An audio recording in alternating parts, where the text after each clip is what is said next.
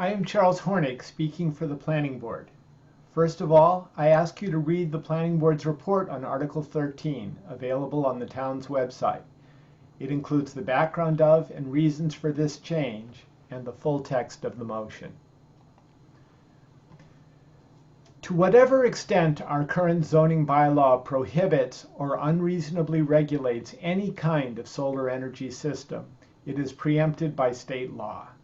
That means that landowners can build whatever solar energy systems they wish, with our building officials only applying those zoning provisions that seem reasonable under the circumstances. With no clear guidelines, it is hard for either to know what is reasonable. The changes proposed here provide the reasonable regulation and review that is permitted by state law, giving guidance to both landowners and building officials. These changes permit landowners to meet the town's zero net energy goals, permit landowners in the historic districts to follow the Historic District Commission's alternative energy guidelines, and respect the climate emergency resolution proposed under Article 4 of this town meeting. A solar energy system is a device or structural design feature, a substantial purpose of which is to provide daylight for interior lighting or provide for the collection, storage, and distribution of solar energy for space heating, cooling, energy generating, or water heating. For the purposes of our zoning, we've chosen to divide them into 4 types. Building-mounted systems are attached to buildings, usually on the roof. There are many in Lexington, both on homes and government buildings. Canopy systems are built over some open space use, such as a parking lot. These were less common in the past, but more are appearing each year. You may have seen the ones at the Hartwell Avenue Recycling Center, but there are several more in existence or under construction at businesses and religious institutions around town. Small-scale systems are smaller ground-mounted systems. Smaller systems require less stringent regulation than large ones. Large-scale systems are larger ground-mounted systems. You may have seen the one along the bicycle path near Hartwell Avenue.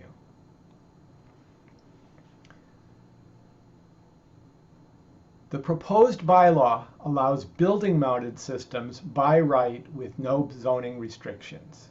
They remain subject to the building and electrical codes to ensure safety. Canopy systems are permitted by right but require site plan review. The Planning Board will write regulations addressing their specific impacts. Small-scale ground-mounted systems covering less than 1,500 square feet are permitted by right but require site plan review. The Planning Board will write regulations addressing specific impacts. They are not permitted within the setback areas along the lot lines unless there is no other feasible location. Finally, large-scale ground-mounted systems are permitted by right but require site plan review. The Planning Board will write regulations addressing specific impacts. They are also not permitted within the setback areas along the lot lines unless there is no other feasible location. Large-scale systems must also have a decommissioning and maintenance plan to ensure that they are removed once they are no longer in use. This amendment makes a variety of changes throughout the zoning bylaw to remove impediments to solar energy systems. First, we're removing the 25% lot coverage limit for accessory uses. This means we'll treat solar energy systems like parking, which is already allowed to exceed 25% of the lot. That was done to permit canopy solar energy systems over large parking lots. We're going to allow building-mounted systems to cover more than 25% of the roof without counting against the building height.